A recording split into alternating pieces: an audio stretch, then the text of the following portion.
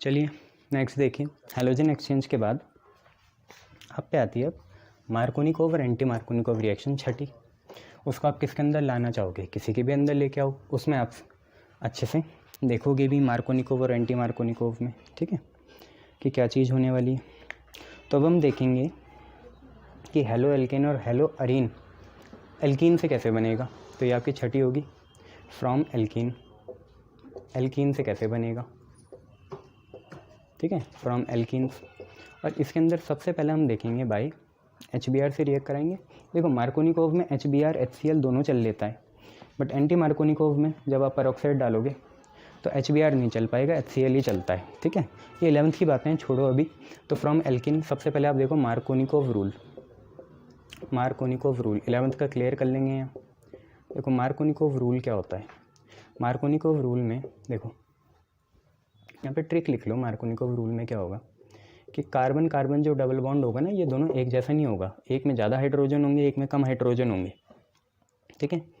तो मार्कोनिकोव में क्या होता है, हाइड्रोजन में अमीर कार्बन को मोर अमीर या और अमीर बनाना है। मतलब जिस पे पहले से ज़्यादा हाइड्रोजन है उसे और देने हैं, क्या करने हैं, उसे और देने हैं। आई बात समझ में। जिस पे कम है उसे कम ही रहने देने, बट जो पहले से हाइड्रोजन, इन दोनों में से डबल बॉन्ड में ही देखना है। डबल बॉन्ड में जो पहले से अमीर है कार्बन में, जो कार्बन पहले से अमीर है इन डबल बॉन्ड में से हाइड्रोजन में, उसे और अमीर करना है। इन दोनों में हाइड्रोजन होंगे, इक्वल नहीं होंगे, अलग अलग होंगे ऑब्वियसली, है ना। तो उसको और अमीर करना है। क्या करना है, और अमीर, मतलब जिस पे पहले से ज़्यादा हाइड्रोजन है उसे और अमीर करना है। तो पहले तो इसमें देख लो सिमेट्रिक एल्कीन में, देखो सिमेट्रिक में क्या होगा। तो सिमेट्रिक में कुछ नहीं होगा। सिमेट्रिक में जैसे कोई एल्कीन लो आप, CH2 डबल बॉन्ड CH2 लो। अब इन डबल बॉन्ड में देखो अनइक्वल नंबर में तो है नहीं हाइड्रोजन, तो यहाँ पे तो ये रूल लग नहीं पाएगा और यहाँ पे आपको दिक्कतें भी नहीं आनी चाहिए। अगर आप यहाँ HBr डालते भी हो तो कुछ नहीं होगा। HBr क्या होगा, डबल बॉन्ड जो है उसमें 2 इलेक्ट्रॉन है, एक बॉन्ड है ना, नीचे वाला छोड़ो ऊपर वाले को देखो, उसमें 2 इलेक्ट्रॉन है, एक इधर भेजो एक इधर भेजो। अब इधर भी ऐसी होगा, एक इलेक्ट्रॉन इस पे एक इस पे, तो एक पे हाइड्रोजन भेज दो, एक पे ब्रोमीन भेज दो। ऐसा ज़रूरी नहीं कि सारे मैकेनिज्म फ्री रेडिकल से ही होंगे, वो मेरी आदत है, मैं बनाता हूँ। तो ये होगा CH2, भाई मैंने इस पे H भेज दिया और दूसरे वाले CH2 पे क्या भेज दिया, Br भेज दिया। दिक्कत तो नहीं है, ये CH3 CH2 Br है, कोई दिक्कत यहाँ होनी नहीं चाहिए। ऐसा है, सिमेट्रिक है। बट अगर अनसिमेट्रिक है, कैसा है, अनसिमेट्रिक, तो क्या होगा, तब लगेगा ये रूल।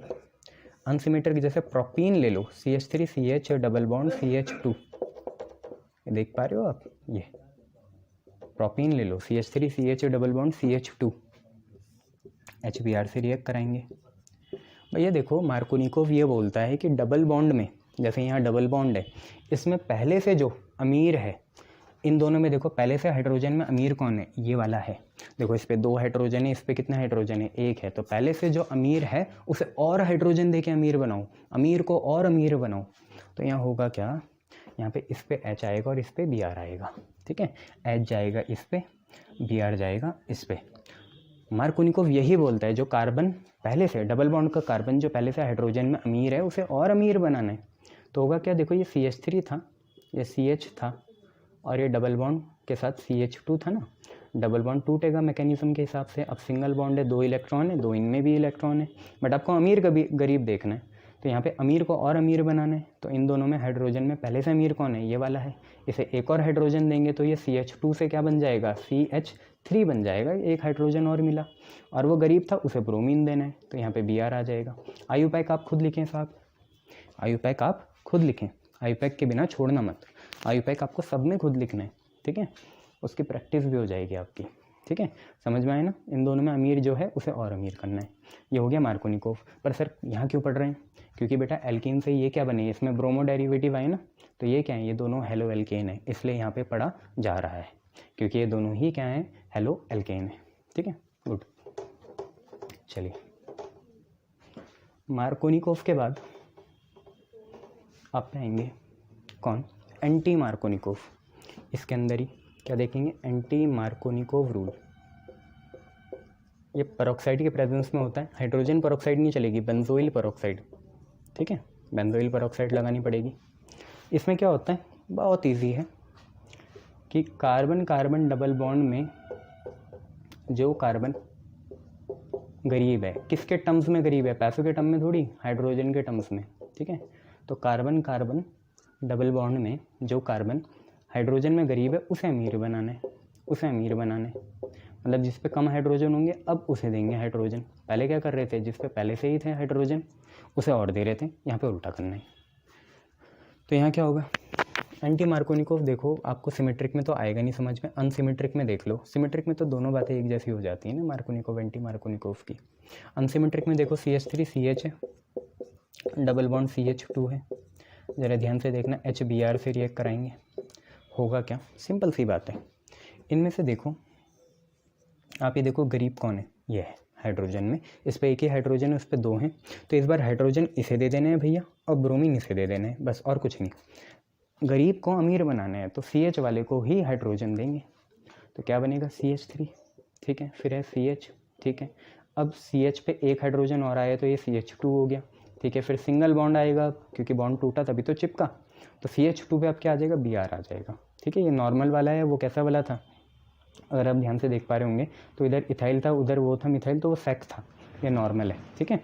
तो ये एंटी मार्कोनिकोव रूल है, पर पढ़ यहाँ क्यों रहे हैं, क्योंकि ये हेलो एल्केन बना, इसलिए यहाँ पे पढ़ा जा रहा है, ठीक है। तो ये फ्रॉम एल्कीन भी हमने देख लिया, मार्कोनिकोव एंटी मार्कोनिकोव, यहाँ हमने एंटी मार्कोनिकोव में गरीब को और अमीर बनाया है, ठीक है, शाबाश।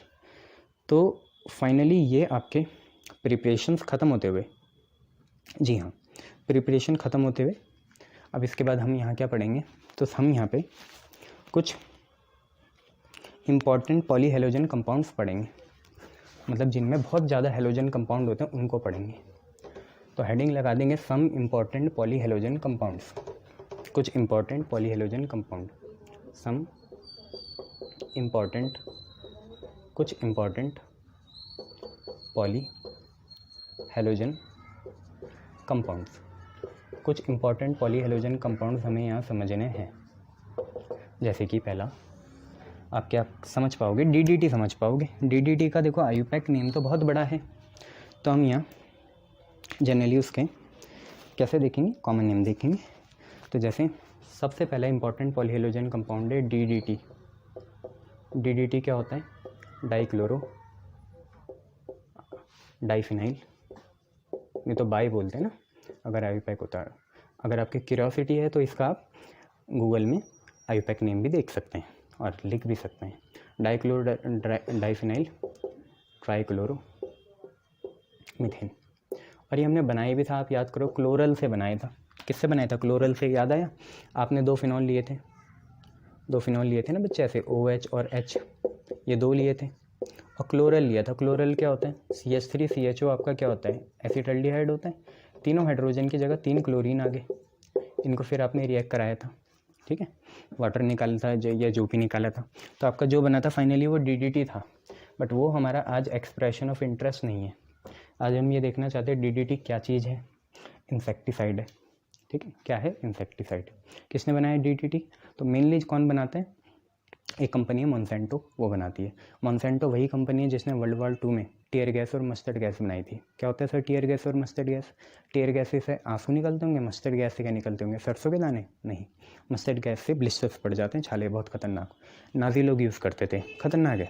आप देखो कितनी बड़ी दुविधा है, आयरनी है कि एक तरह से उस कंपनी को CEO होना चाहिए, उसे बिहाइंड द बार्स जेल में होना चाहिए, क्योंकि इसने ऐसी गैसेज बनाई हैं। और वो आज सबसे ज़्यादा क्या करती है, इंसेक्टिसाइड पेस्टिसाइड बनाती है। दूसरी बात, इंडिया की बहुत सी एग्रीकल्चर यूनिवर्सिटी में उनके स्कॉलरशिप एग्ज़ाम भी चलते हैं, बताओ यार। तो हम बात कर रहे थे DDT की, जो कि होता है डाइक्लोरो डाइफिनाइल ट्राइक्लोरोमीथेन, ठीक है, किसके जैसे यूज़ होती है,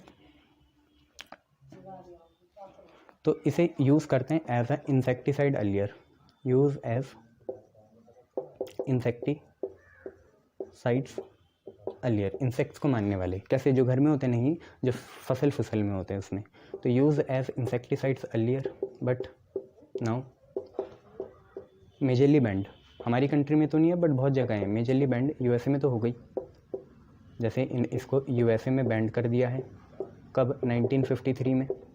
majorly banned in USA as it is toxic to marine life.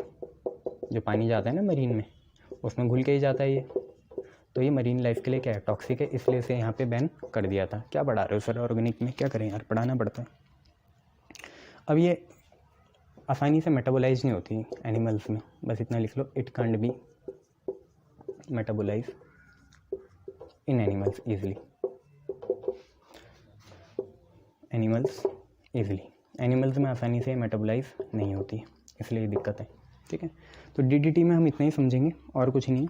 ठीक है, आपको डायग्राम इसका पता ही है कैसे बनता है, बनाना है तो बना लो। ठीक है, एक सीधी लाइन होती है। ठीक है, एक यहाँ पे रहता है आपका क्या? बेंजीन, और एक इधर रहती है बेंजीन। ठीक है, तो आप अपने नेम रिएक्शन से बना लेना इसे खुद। ठीक है, बनाना चाहोगे या मैं ही बनाऊँ? सर हम बना लेंगे। बना लो फिर। कैसे बनाओगे? आता है बनाना?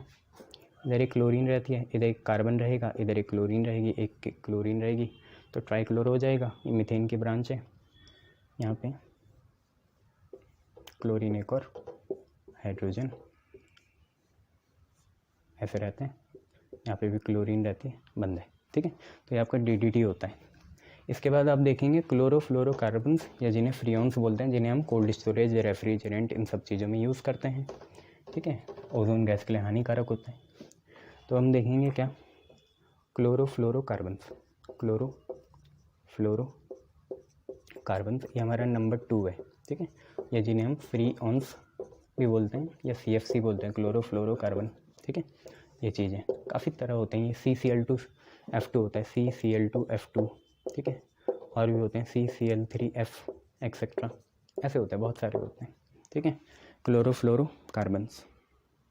तो जनरली ये रेफ्रिजरेटर और कोल्ड स्टोरेज में यूज़ होते हैं for cooling and air conditioning purpose. तो use in refrigerators and cold storage for cooling and air conditioning purpose. Cooling and air conditioning purpose. इसके बाद इनका और कुछ है तो बताओ सर। तो और क्या होते हैं? मैं हार्मफुल इफेक्ट बता सकता हूँ, और क्या बताऊँ इसका? देखो, बस हमारे लिए तो ये नॉन टॉक्सिक होते हैं, एक्सट्रीमली स्टेबल होते हैं, रिएक्ट नहीं करते।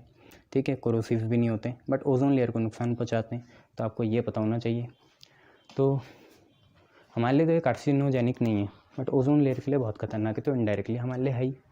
तो दे आर एक्सट्रीमली स्टेबल,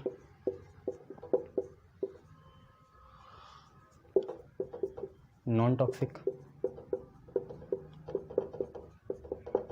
और कोरोसिव भी नहीं होते, नॉन टॉक्सिक, कोरोसिव और unreactive, but are for humans, ऐसे लिख लेना, फॉर ह्यूमंस। डायरेक्टली तो नहीं होते, बट दे डिस्ट्रॉय ओजोन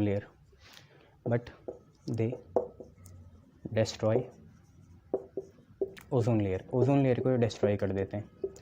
ठीक है, ओजोन लेयर्स को ये क्या कर सकते हैं? डिस्ट्रॉय कर सकते हैं, ये दिक्कत है। तो CFC में इतना ही लिखेंगे। देन इसके बाद हम पे आएगा कौन? क्लोरोफॉर्म, और फिर आइडोफॉर्म देखेंगे। ठीक है, तीसरा हम देखेंगे क्लोरोफॉर्म। क्लोरोफॉर्म क्या होता है? CHCl3, ये हमारा क्लोरोफॉर्म है। ठीक है, क्लोरोफॉर्म आपको पता ही है, एनेस्थीसिया के जैसे यूज़ करते थे पहले। ठीक है, पता है ना? नहीं पता तुम लोगों को क्लोरोफॉर्म? क्या करोगे?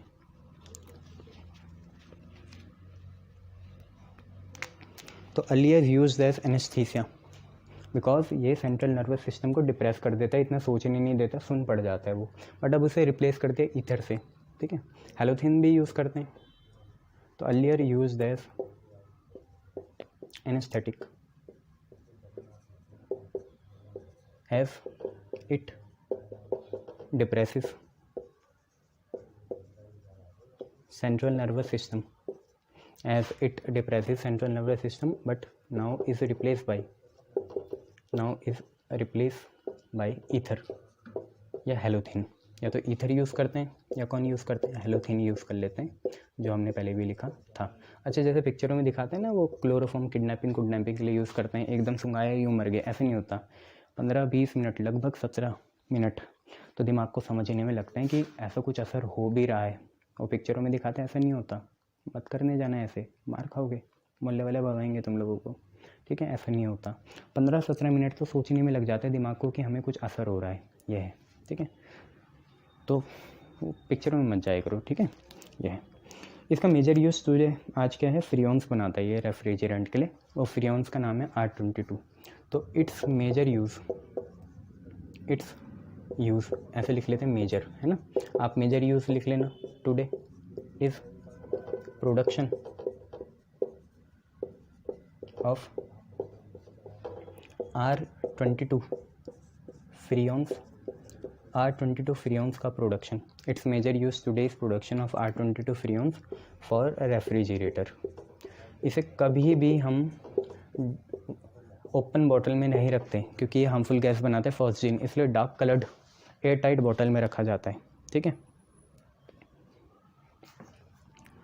It can't be stored, it can't be stored, या ऐसे लिख लेते हैं इट इज़ ऑलवेज, है ना। फिर वो लिखना पड़ेगा दोबारा कि ऐसे नहीं होता तो वैसे क्यों होता है, तो हम ये लिख लेते हैं सीधा, it is always stored in dark coloured air tight बोतल, dark coloured air tight bottles, dark coloured air tight bottles. Otherwise, मतलब अगर ऐसा नहीं करेंगे तो क्या होगा, otherwise it is oxidize to toxic phosgene gas. Phosgene gas क्या होती है, COCl2 होती है, ठीक है, उसमें हो जाता है ये, तो उससे बचना है। तो अगर रिएक्शन लिखनी है तो मैं रिएक्शन भी लिखा देता हूँ। तो 2 क्लोरोफॉर्म होते हैं और ऑक्सीजन ले लेंगे, यहाँ लिखा देता हूँ क्या है, 2 times of CHCl3,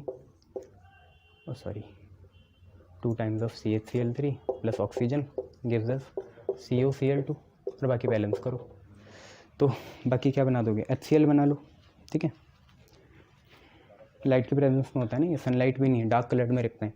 अगर सनलाइट में रहेगा ये, तो सनलाइट में रहेगा, सनलाइट तो दिक्कत आ जाएगी, इसलिए डार्क कलर्ड है और एयर टाइट है। एयर टाइट तो इसलिए कि ऑक्सीडाइज होकर फॉस्जीन ना बना दे, और अगर सोने पे सुहागा हो जाएगा, ऑक्सीडाइज भी और सनलाइट भी मिल जाए तो दिक्कत हो जाएगी। देखो बैलेंस हो गई। ठीक है, 6 थे ना, 4 ही होंगे, 6 ही होंगे, ठीक है। तो इतना ये आपकी क्लोरोफॉर्म की कहानी थी। क्लोरोफॉर्म की कहानी के बाद हम देख लेते हैं किसके बारे में, आयोडोफॉर्म के बारे में। आयोडोफॉर्म तो यार आपको पता ही है, मैंने बताया कम्युनिटी हेल्थ सेंटर में मिलता है ना आयोडोफॉर्म, तो वो भी देख लो। नेक्स्ट है आप पे चौथा, कौन, आयोडोफॉर्म। कोशिश करेंगे कल ये यूनिट ख़त्म हो जाए। चौथा आप पे है आयोडोफॉर्म, आयोडोफॉर्म CHI3। ये येलो कलर का क्रिस्टलाइन सॉलिड या पाउडर होता है, येलो कलर क्रिस्टलाइन पाउडर होता है, PPT, ठीक है। इसको हम एंटीसेप्टिक के लिए यूज़ करते हैं, यूज़ एज एंटीसेप्टिक। देखो इसके एंटीसेप्टिक प्रॉपर्टी इसकी वजह से नहीं है, आयोडोफॉर्म की वजह से नहीं है, वो फ्री आयोडीन की वजह से है। किसकी वजह से, फ्री आयोडीन जो इसमें होता है, ठीक है, ये याद रखना। बट इसकी स्मेल बहुत गंदी होती है, बहुत ही ज़्यादा गंदी होती है। Use as antiseptic, but it's antiseptic property बहुत ही ज़्यादा गंदी होती है, unpleasant. But it's antiseptic trait is due to free iodine. जब ये रिएक्ट करता है तो फ्री आयोडीन बनता है, उसकी जगह इसकी वजह से इसका एंटीसेप्टिक प्रॉपर्टी होती है। आयोडीन तो नमक में भी डालते हैं ना एंटीसेप्टिक के जैसे, यह है हल्दी के जैसे दिखेगा आपको ये। Use as orange yellow, yellowish orange होता है। Use as antiseptic but it's antiseptic trait is due to free iodine, ये याद रखना। और भैया इसकी अनप्लीजेंट स्मेल होती है, कैसी होती है, अनप्लीजेंट स्मेल होती है। इससे ज़्यादा आप लोगों को यहाँ समझने की ज़रूरत नहीं है, दुनिया में और भी चीज़ें हैं करने को, यही सुनना नहीं है, ठीक है। आयोडोफॉर्म आप लोगों ने देख लिया। नेक्स्ट इसके बाद आप लोग देख लो कार्बन टेट्राक्लोराइड, ठीक है। तो कार्बन टेट्राक्लोराइड के तो भाई हार्मफुल इफ़ेक्ट बहुत हैं। CCl4 आप जानते ही हैं कार्बन टेट्राक्लोराइड को, तो ये हमारा लगभग 5वां होगा, कार्बन टेट्राक्लोराइड CCl4। ये कार्सिनोजेनिक है ह्यूमन के लिए। देखो इसका हार्मफुल इफ़ेक्ट बता देता हूँ क्या क्या हो सकता है।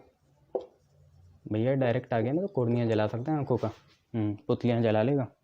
ठीक है, क्या क्या हो सकता है, लीवर कैंसिल हो सकता है, डिजीनेस आ सकती है, नोज़िया हो सकता है, नर्व सेल डैमेज हो सकती है। ठीक है, और हार्ट बीट भी स्टॉप हो सकती है, काफ़ी हैं। ठीक है, क्या होता है, लीवर का कैंसर हो सकता है, डिजीनेस आ सकती है, मंद मंद हो जाए दिमाग। ठीक है, और क्या बताया, हार्ट बीट स्टॉप हो सकती है अगर इसे इनहेल कर लिया। ठीक है, और ऐसी बहुत सी चीज़ें हैं। लीवर कैंसर हो सकता है, डिजीनेस हो सकता है, हार्ट बीट को स्टॉप कर सकता है, नर्व सेल को डैमेज कर सकता है, नर्व सेल NERVE है वो, नर्व सेल डैमेज हो सकती है, नोज़िया हो सकता है, ऐसी काफ़ी चीज़ें हैं। बट इसके कुछ यूज़ भी हैं। यूज़ हैं जैसे ये डीग्रीजिंग एजेंट के काम होता है। जैसे हमें बहुत सारी ग्रीस या फैट निकालना हो तो इसी को यूज़ करते हैं। जैसे जो फैटी वाले एनिमल्स होते हैं उनसे निकालना हो, भेड़ गाय, तो उनके लिए इसे यूज़ करते हैं। गंदी बात है, आर्टिफिशियली कर लो, इतना ज़्यादा वो कर लिया। ठीक है, ओजोन लेयर को डिस्ट्रॉय करता है ये। ठीक है, यूज़ में तो नहीं आएगा वो, यहाँ लिख लो, ओजोन लेयर को डिस्ट्रॉय करता है, ओजोन लेयर को हानि पहुँचाता है। और भैया इसका एक और काम है, फायर एक्सटिंग्विशर में यूज़ होता है ये, क्योंकि ये ऑक्सीजन को बिल्कुल भी सहन नहीं कर सकता, इसलिए तो ये आग को नहीं बुझाता, ये ऑक्सीजन प्रोटेक्ट करता है। ठीक है, तो फायर एक्सटिंग्विशर्स में यूज़ होता है, ये याद रख लेना आप लोग। ठीक है भैया, लास्ट बचेगा डाइक्लोरोमीथेन। ठीक है, जो यहाँ देखना है छठा, वो क्या आपका डाइक्लोरोमीथेन है। ठीक है, तो हम यहाँ लगा देते हैं छठा, क्या हमारा डाइक्लोरोमीथेन। इसका तो बड़े ख़तरनाक काम है, शायद कॉर्निया को यही डैमेज करता होगा। तो हम पे है डाइक्लोरोमीथेन, डाइक्लोरोमीथेन ये है। डाइक्लोरोमीथेन मतलब क्या है बच्चे, CCl2H2 है ना, CCl2H2 डाइक्लोरोमीथेन। इसके क्या है, ह्यूमंस पे इफेक्ट क्या है, देखो सेंट्रल नर्वस सिस्टम का अफेक्ट करेगा, तो अफेक्ट ऑन ह्यूमन से लिख लेते हैं। अफेक्ट ऑन ह्यूमंस क्या है, affect central nervous system, direct contact हो गया तो आँखों की पुतलियों को बर्न कर सकता है, बर्न कॉर्निया, आँखों की पुतलियों को जला सकता है। और क्या है सर इसके ह्यूमंस का इफेक्ट, अरे यार कंधे में दर्द हो गया। तो क्या है, आँखों में ना देखो, एक तो जब इसके कांटेक्ट में आएंगे तो हमें दिखेगा नहीं और सुनेगा नहीं, तो इम्पेयर्ड हेयरिंग, सर बाले लिख रहे, बाल नहीं, हेयरिंग और विजन, देख नहीं पाओगे, सुन नहीं पाओगे। और वो नम्बनेस होती है ना, आँखों में फूल जाता है, वो हाथ उंगलियां फूल जाती हैं, तो वो होता है नमनेस हो जाती है। कहाँ, नेल और टोज़ में, इससे फूल जाते हैं, वो नीले नीले पड़ जाते हैं ये। बट इसके यूज़ क्या है, इतने सारी तो आपने गलत बात बता दी। यूज़ क्या है, तो मेटल क्लिनजिंग के काम आता है ये। किसके काम आता है, मेटल क्लिनजिंग, और फिनिशिंग करते हैं ना गाड़ी गुड़ी में, उसमें तो मेटल क्लिनजिंग और फिनिशिंग सॉल्वेंट के काम आता है ये। ठीक है, फिनिशिंग सॉल्वेंट, ये आप याद रखना। लगभग मैंने 70% आपको ये चैप्टर करा ही दिया है। थोड़ा सा है बस SN2 SN1 SN2 है, कुछ रिएक्शन है वो पहले कर चुके हैं, चैप्टर ख़त्म करेंगे फिर। Thank you. ठीक है, गुड।